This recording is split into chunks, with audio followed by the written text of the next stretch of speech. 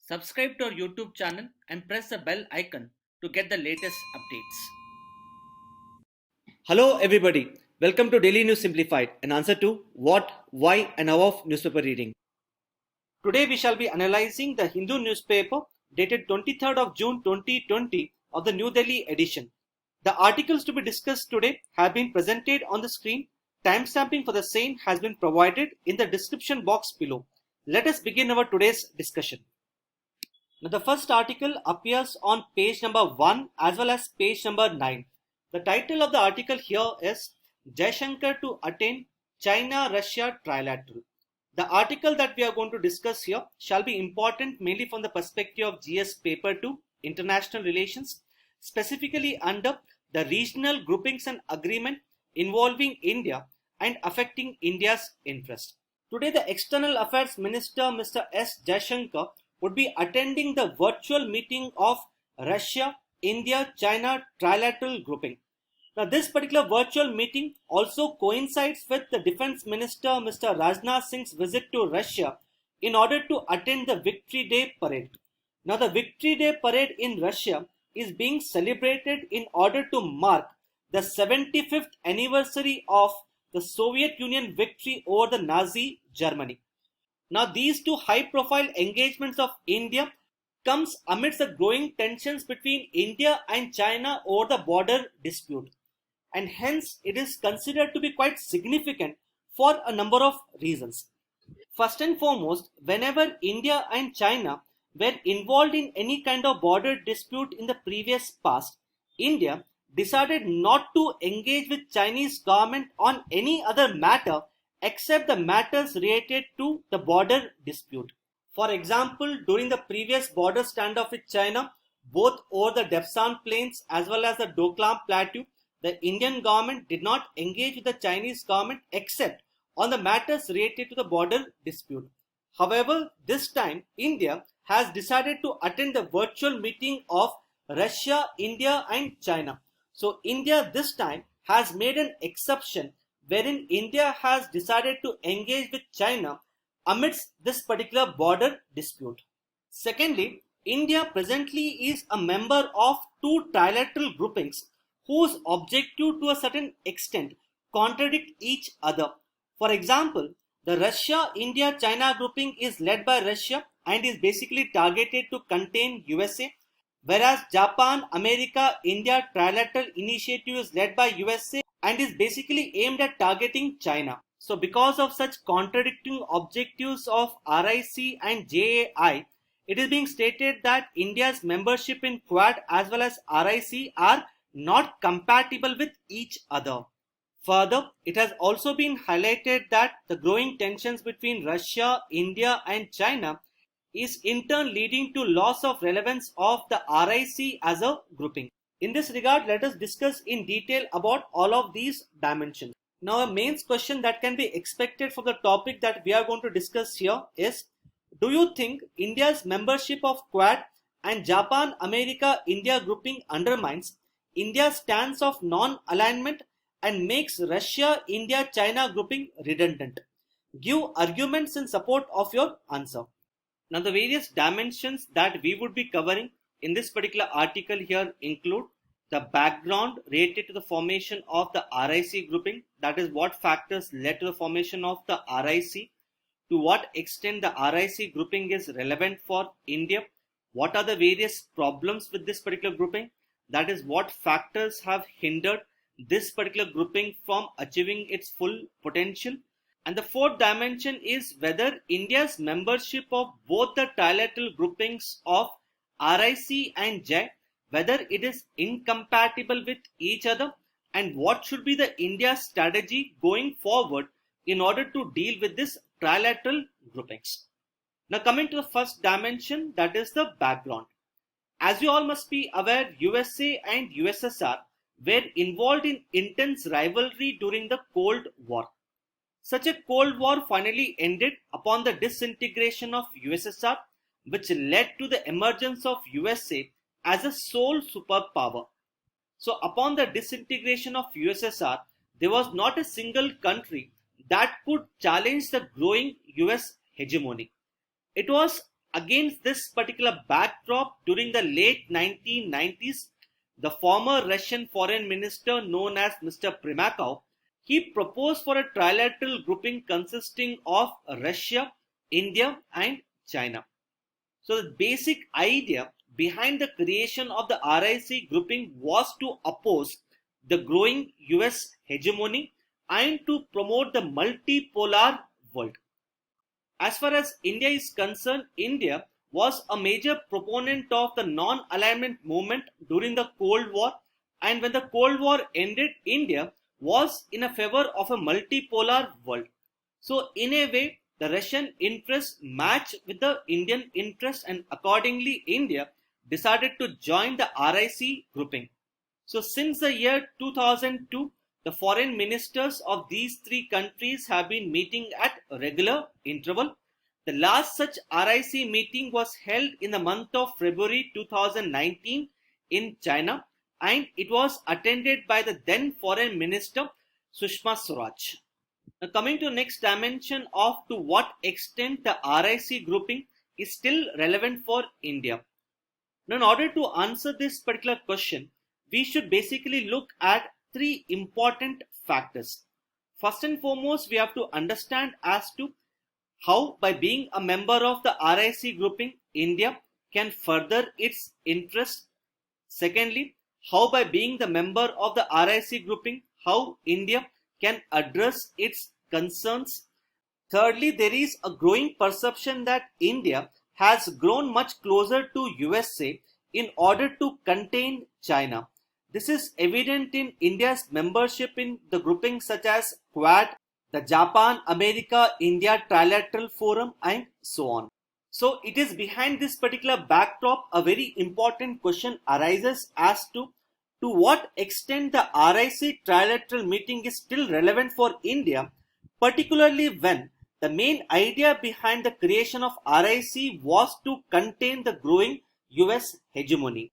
Now, as far as the interests are concerned, there is a growing perception that India is growing much closer to USA. However, at the same time, we have to realize that India enjoys the all-weather friendship with Russia. Similarly, there is a growing convergence of interests between Russia, India, as well as China. So, it is in these areas of convergence of interest that these three countries can coordinate with each other. Similarly, these three countries have certain common concerns, and these common concerns can be addressed through the grouping of the RIC. Now, for example, if you look at the three countries, that is Russia, India and China, they form the core of the two other multilateral groupings, that is both BRICS as well as SCO. So, in a way, the Russia-India-China trilateral grouping forms the core of both the BRICS as well as the Shanghai Cooperation Organization.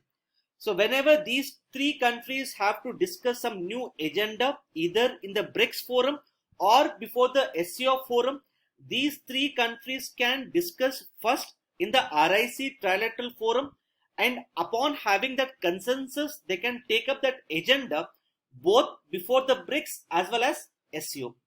Similarly, there could be certain agenda that could not be discussed either before the BRICS or before the SCO. Such agenda can be discussed separately by these three countries as part of the RIC grouping. So in a way, we have to understand that the RIC grouping is a complementary grouping to both the BRICS grouping as well as the SCO grouping. So by being the core members of the BRICS grouping, which has been basically set up in order to promote the economic cooperation, these three countries can promote the economic cooperation and economic development. Similarly, by being the core member of the SCO, these three countries can promote peace and tranquility in Central Asia as well as the Eurasian region.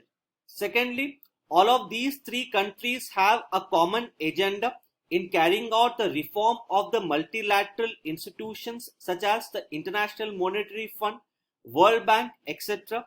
As you all must be aware, these three countries believe that the quota or the voting rights of these three countries in the international institutions such as IMF as well as World Bank is quite lower, and they have been asking for an increase in their quota as well as the voting rights. However, there has been poor response with respect to the reform of the multilateral institutions. That is why these three countries, as part of the BRICS grouping, have decided to set up multilateral institutions of their own. A case in point is the New Development Bank, which is seen as a competitor to the World Bank. Nextly, if you look at the Central Asian region, the Central Asian region is quite rich in the natural resources such as oil, gas, uranium, etc. On the other hand, India as such is an energy hungry country. So India, by being a member of the RIC grouping, it would be able to project itself as a regional power in the Central Asian region, and it would be able to establish good relation with the Central Asian countries, and thus it would be able to tap into vast amount of natural resources in the Central Asian region. Nextly, the signing of peace deal between US and Taliban and the expected withdrawal of US armed forces from Afghanistan is going to create a security vacuum in Afghanistan. There is a growing perception that Taliban may well come back to power in Afghanistan. Apart from that, if you look at the AFPAC region, this particular region has emerged as a major epicenter of terrorism in the entire Indian subcontinent. This region has emerged as a threat not only for India but even for China as well as Russia. So it is in the best interest if the regional powers such as India, China and Russia coordinate with each other in order to address the present security situation in Afghanistan. The next dimension is related to the opening up of the Arctic route. Now if you look at this particular map here, the rapid melting of ice in the Arctic Ocean has led to the opening up of the Northern Sea route. Now this particular development is considered to be significant for mainly three reasons. First and foremost, the opening up of the Northern Sea route will significantly reduce the time taken by the ships for the movement of the cargo. Secondly, as the density of ships which move across the Northern Sea route increases, this would in turn enhance the relative importance of the countries that lie along the Northern Sea route. Some of these countries are Canada, USA, Norway, Russia, etc. Thirdly, the rapid melting of ice in the Arctic Ocean has also made it possible for the countries such as Russia to tap into vast amount of natural resources such as oil, gas, etc. that lie in the Arctic Ocean. So these three developments together have the potential to redraw the geopolitical map of the world. Now India has to ensure that its interest in the Arctic Ocean is protected, and this can be done by mainly two manners. First and foremost, India has to project itself as a regional power in the Central Asia, and secondly, it has to maintain close coordination with Russia. And both these objectives can be fulfilled if India continues to be a member of the RIC grouping. Nextly, if you look at our foreign policy is based upon the twin bedrocks of the non-alignment as well as the strategic autonomy. As part of non-alignment, India has always stated that it would not align itself with other countries. Similarly, India has always stated that when it establishes relationship with other countries, the relationship would be exercised in such a manner that India would exercise a choice or an autonomy with respect to its foreign policy. So, in a way, India has stated that its foreign policy will always be guided by its own interests and concerns, and it would not be guided by the interests and concerns of other countries. Now, in the recent times, because of the growing rivalry between US and China, USA has been trying to project India in order to counterbalance China. On its part, India is well aware of the threat posed by China.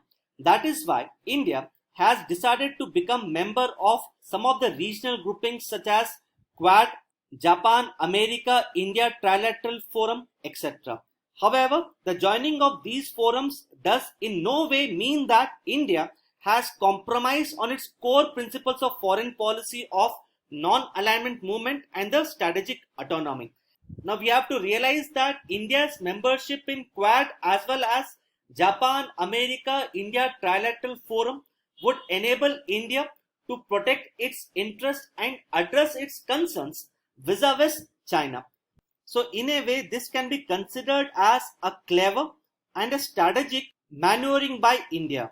So in a way, by being the member of the RIC forum, India would be able to address all of these interests and concerns, and by being the member of the regional groupings such as Quad and Japan, America, India Trilateral format, India would be able to address its concerns and interests vis-a-vis China. Thus, this clearly shows that India in a way has not given up its policy of either the non-alignment nor has it given up the policy of the strategic autonomy. Now coming to the next dimension as to what are the various problems with respect to the Russia-India-China grouping. Now we have to understand that any grouping can be successful only when the countries involved are able to cooperate and coordinate with each other. If at all there are any issues between the participating countries, such issues have to be resolved through mutual deliberations and negotiations. However, if you look at the nature of issues between India and China, some of these issues are extremely difficult to resolve. For example, first and foremost, we can look at the US idea of Indo-Pacific construct. Now, US idea of Indo-Pacific construct actually goes against the Chinese interest. So let us understand as to how this US idea of Indo-Pacific construct goes against the Chinese interest and how this has created difference between India and China. Now we all know that China has been quite aggressive in its claims over the entire South China Sea. China is also involved in the maritime disputes with countries such as Japan. It has also expanded its influence in both Arabian Sea as well as Bay of Bengal. Now this particular region is strategic on account of number of reasons. For example, this is a major route through which the trade takes place. Similarly, the South China Sea is extremely rich in the natural resources and so on. So in response, the US, which so far was focusing on the Asia Pacific region as shown in this particular figure, has now sought to expand its area of influence to the Indo-Pacific region. So as you can see here, the Indo-Pacific region includes a much expanded area of both Arabian Sea as well as Bay of Bengal. So USA wants to partner with countries such as Japan, Australia as well as India in order to counter the growing influence of China. As far as India is concerned, India is equally concerned over the developments taking place in the South China. India wants that the sea lanes of communication should be free, open as well as inclusive. Hence, in order to protect its interests and to ensure the peaceful resolution of maritime disputes, India has become the member of groupings such as Quad as well as Japan, America, India Trilateral grouping. However, China on its part believes that India's membership in both Quad as well as Japan, America, India Trilateral initiative is basically targeted towards China. Hence, on account of these factors, there is lack of trust between India and China. So taking this forward, India has basically joined the groupings such as Quad as well as Japan, America, India grouping in order to protect its interest in the Indo-Pacific region. However, China believes that India's membership of these groupings is basically targeted towards China. Similarly, China's open support to Pakistan has also enraged India. And not to forget, the recent border disputes between these two countries have further widened the differences, leading to ineffectiveness of the RIC as a grouping. Now, we consider Russia as our all-weather friend, but it is being stated that if Russia is given an option of choosing either India or China, then Russia may either remain neutral or it may support China. This can be understood from the fact that Russia has openly opposed the idea of the Indo-Pacific construct, even though such an idea is in best interest of India. Further, in the year 2016-17, Russia brought together China and Pakistan. So all of these three countries then decided to initiate peace negotiations between Taliban and the democratically elected Afghanistan government. Now, as stated before, India has a huge stake with respect to the evolving security situation in Afghanistan. In spite of this, it is being stated that Russia decided to keep India away from the trilateral talks at the behest of China and Pakistan. Now, coming to last dimension as to whether the India's membership in RIC and Japan America India grouping, whether it is incompatible or not. Now, such a question of incompatibility basically arises with respect to the purposes for which these two groupings have been set up. Now, if you look at the RIC grouping, this has been set up by Russia basically in order to contain the US hegemony. Whereas Japan America India grouping has been set up by USA in order to contain China.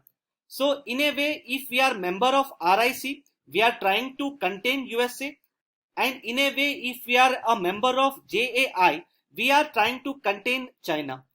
Now, in order to answer this particular question, we first have to understand as to what was the main reason for India joining these two groupings.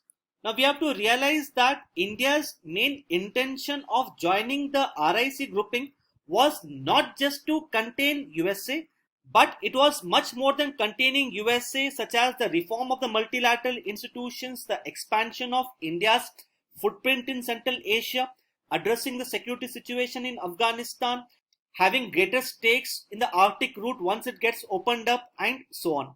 Similarly, when we joined Japan America India grouping, our only intention was not to contain China, but to have freedom of navigation in the entire Indo-Pacific region. As any other country, India would always want to protect its interest in the Indo-Pacific region, and hence such an Indian involvement should not be taken up as being directed against any third country such as China. So to see here, while Russia and China may have come together as part of the RIC grouping in order to contain USA, India as such sees much higher benefits of being a RIC member. Similarly, while USA may see the Japan America India initiative to contain China, India sees this particular initiative as a much broader initiative in order to ensure the freedom of navigation in the Indo-Pacific region, to ensure peace and stability in the Indo-Pacific region, and to protect its interest. So in a way, India's membership in these two groupings is not incompatible, rather we can consider this to be a kind of complementary in nature. Now, for example, by being a member of RIC, India would be able to focus on the continental landmass of Eurasia. Similarly, while being a member of the JIA group, India would be able to project itself as a maritime power in the Indo-Pacific region. So what should be the India strategy going forward? So as stated before, India's membership in these two regional groupings is not incompatible, rather it is complementary in nature.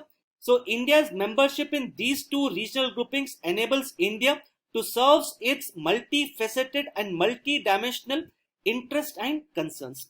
So going forward, India must engage with both these groupings, and this would show a higher commitment to India to multi-alignment.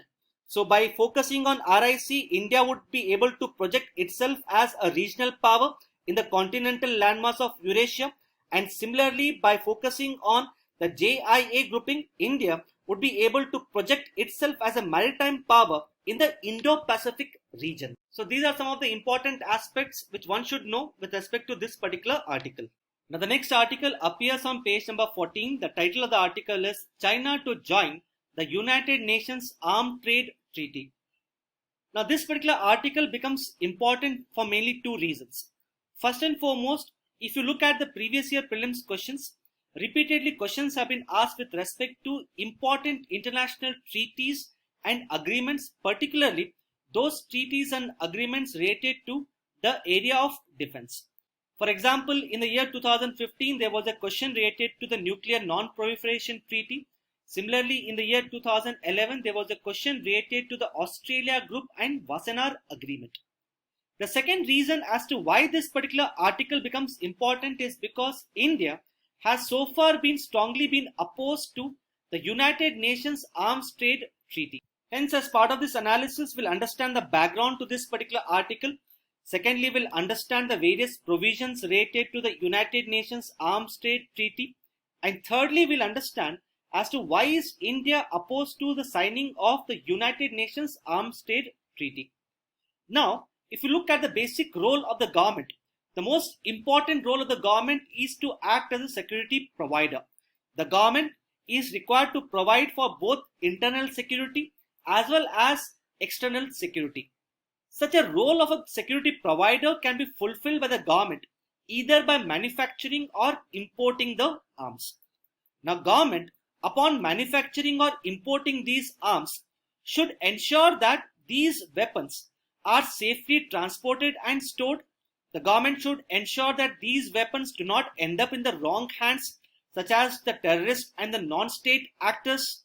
The government should also put in a strong export control regime in order to ensure that it sells arms only to the genuine actors. If the government fails to perform these responsibilities, then this can have negative repercussions. For example, it can hinder the economic growth and development in a country. This can be understood by looking at how the weapons have ended up in the hands of Naxals and how these Naxals have been hindering the economic growth and development in certain states of India. It can promote regional instability, as we can see how the arms have landed up in the hands of Taliban and how Taliban has virtually been controlling the Afghanistan and undermining the democratically elected government there. It can intensify the ongoing conflicts. We have seen that by arming the Houthi rebels, the West Asian conflict has actually got intensified. So weapons and arms are undoubtedly needed for the government of any country in order to provide the security. But at the same time, if these weapons and arms end up in the wrong hands, then they can have a negative repercussions.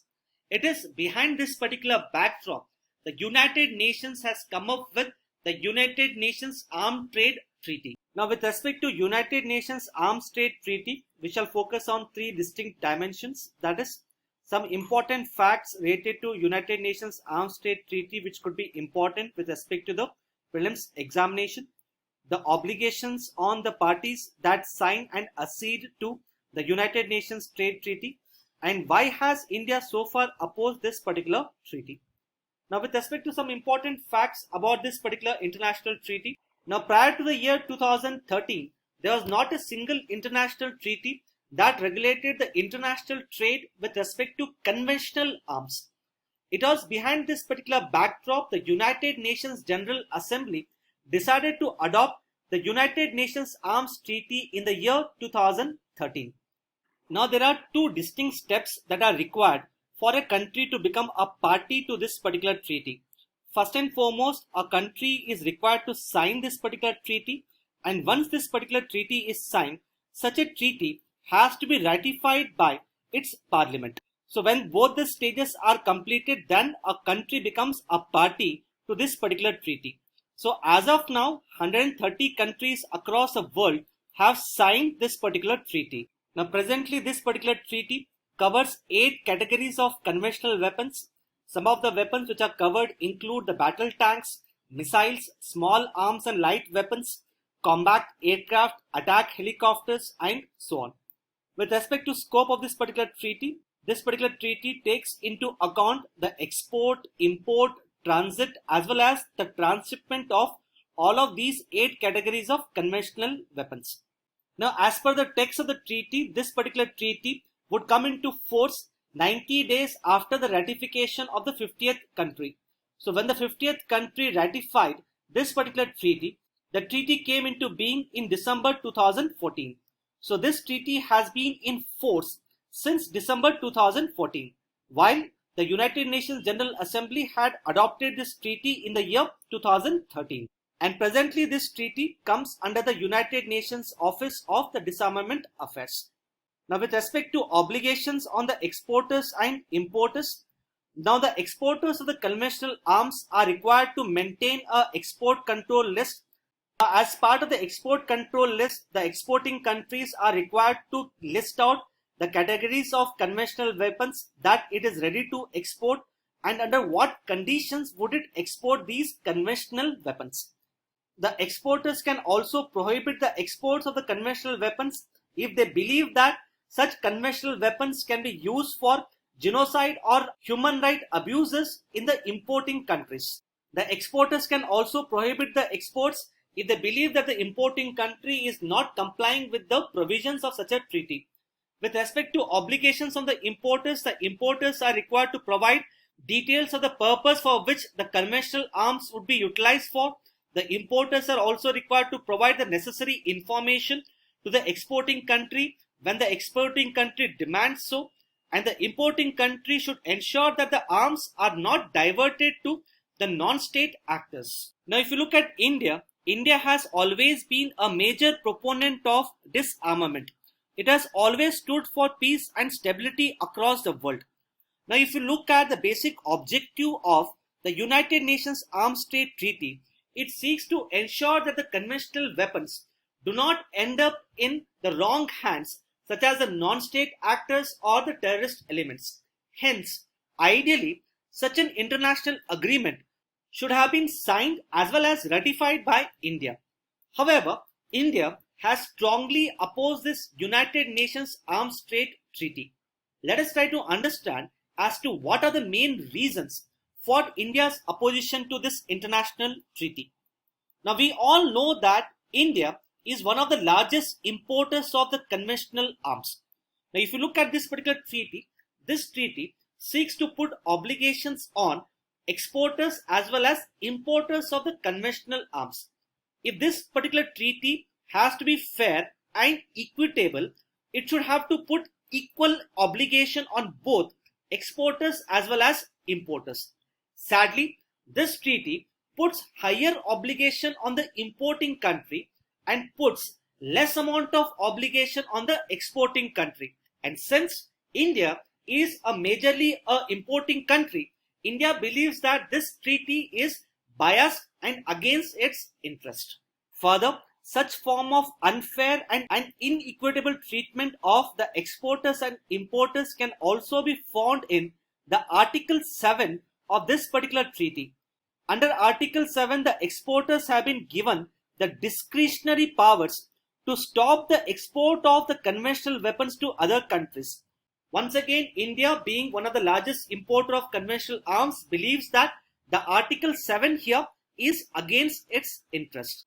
Apart from that, as stated before, one of the main objective behind such a treaty is to ensure that the conventional arms do not end up in the wrong hands, such as either the non-state actors or the terrorist elements. However, so far, that is from the time the treaty has come into being, this particular treaty has not been implemented properly. A number of countries across the world have decided to arm the terrorist organizations in order to carry out their proxy wars. So India has basically stated that until that time, the exporters and importers of the conventional arms are treated on an equal platform. Such an international treaty would always be against India's interest, and hence India would not sign and ratify such a treaty. Now these are some of the important aspects which one should know with respect to this particular article. Now based upon our discussion, a main question for your practice here could be, discuss the important provisions of the United Nations Arms Trade Treaty. Also highlight as to why India remains opposed to this treaty. Now the next article appears on page number 6 in the form of an editorial. The title of the article is The Lone Wolf Threat.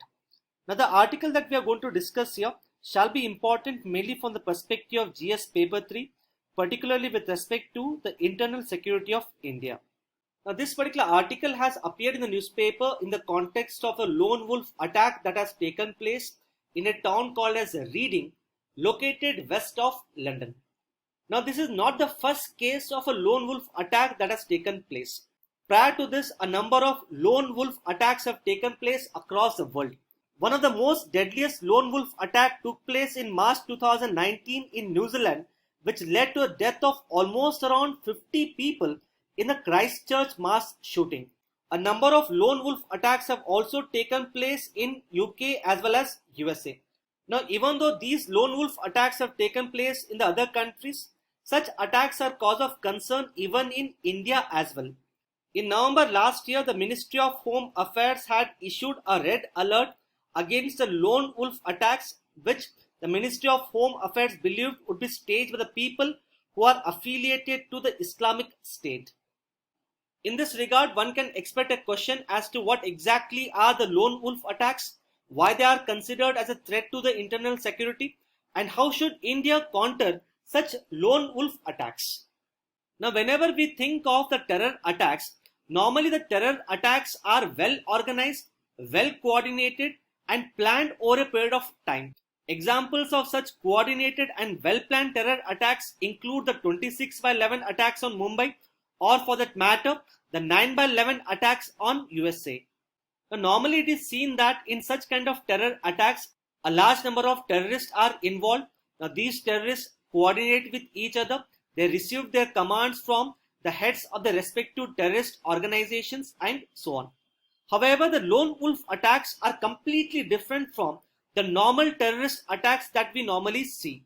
Now, the lone wolf attacks are actually carried out by the terrorists on their own without any kind of direct contact with the organization.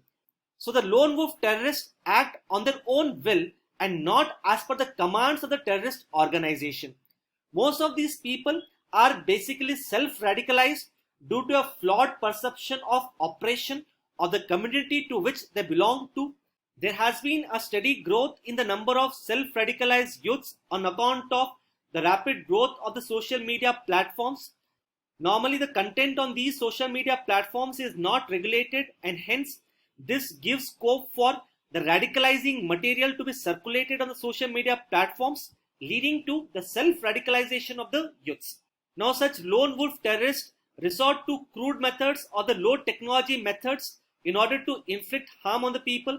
They may resort to the knife attacks. They may use vehicles to run over the people, or as we have seen in the Christchurch mass shooting, they can resort to the mass shooting of the people. Now, when a large number of terrorists are coming together and planning a major terror attack, it becomes quite easier for the security agencies to keep a tab on the movement of such terrorists. It becomes easier for us to keep a tab on their communication lines. So it is quite easier for the security agencies to detect and prevent such kind of terrorist attacks. But in case of lone wolf attacks, since here the terrorist is acting on his own, it becomes extremely difficult for the security agencies to detect and prevent such lone wolf attacks. So because of this advantage that the lone wolf attack has over the conventional terrorism, the lone wolf attacks have been embraced by the terrorist organizations such as the Islamic State. Now, the Islamic State had urged its supporters across the world to carry out the lone wolf attacks in their respective countries. Nextly, as pointed out, the rapid spread of the unregulated content on the social media platforms has led to the self-radicalization of the youths. Further, the heavy density of population in India makes the lone wolf attacks much more dangerous. So what should be the India's counter strategy to deal with the lone wolf attacks? First and foremost, the security agencies should keep an active tab on the social media platforms such as WhatsApp, Facebook, etc. and immediately remove the radicalizing material.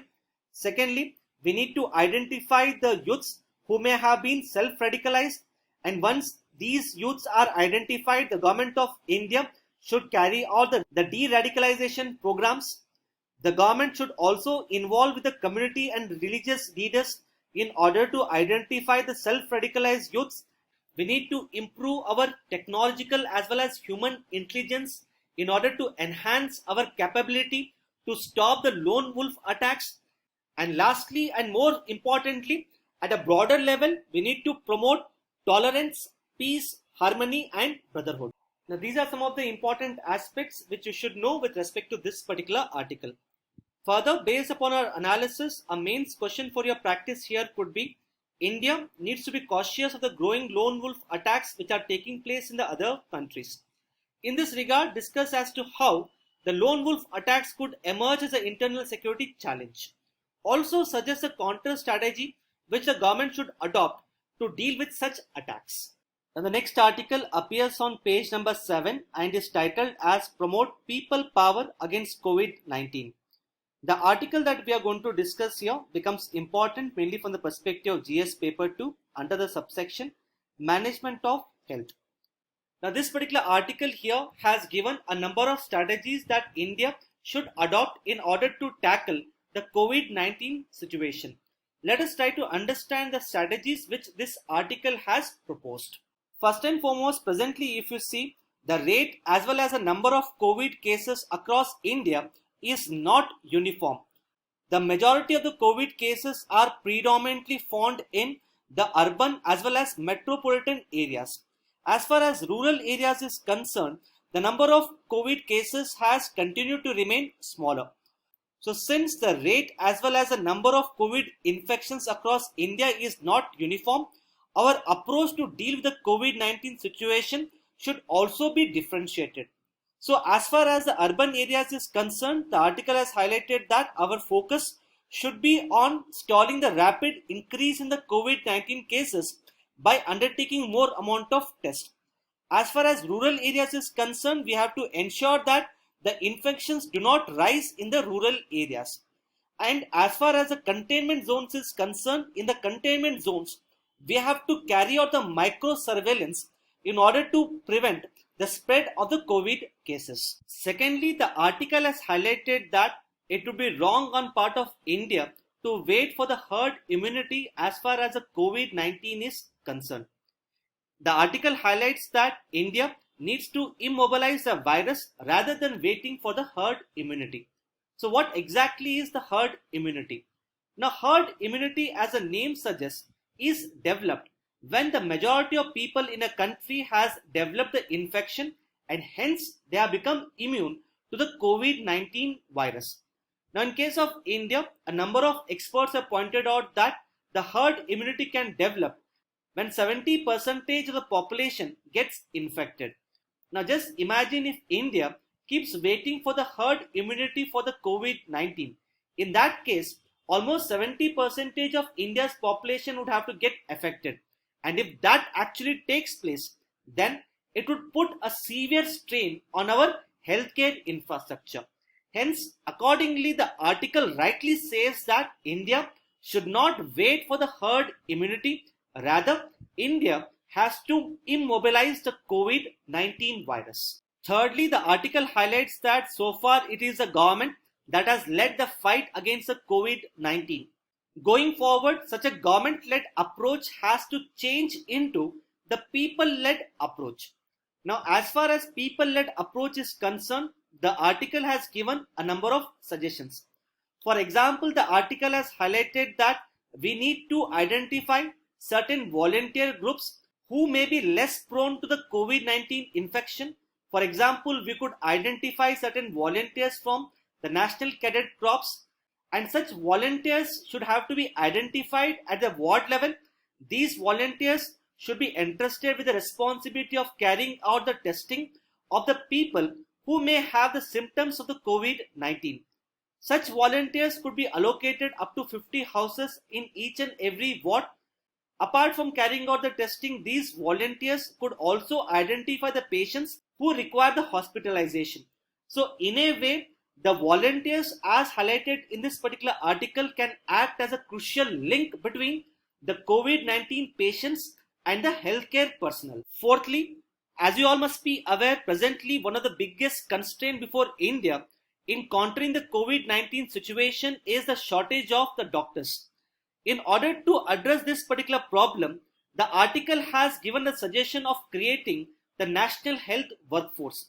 The article has highlighted that the government, as part of the National Health Workforce, can create a short service commission and recruit the doctors under the National Health Mission.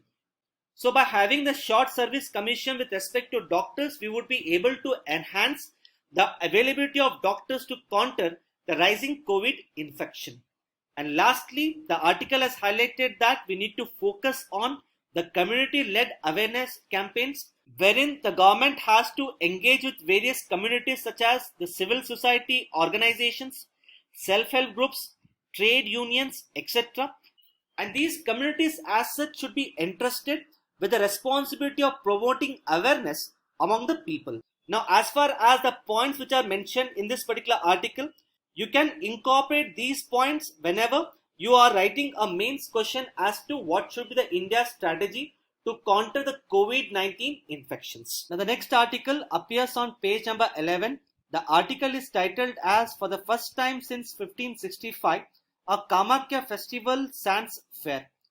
Now, this particular article highlights that the Ambubachi festival, which is considered to be one of the most important festival of Kamakya temple located in the state of Assam, this year the Ambubachi festival is being celebrated without much fanfare on account of the COVID-19 situation in the state of Assam.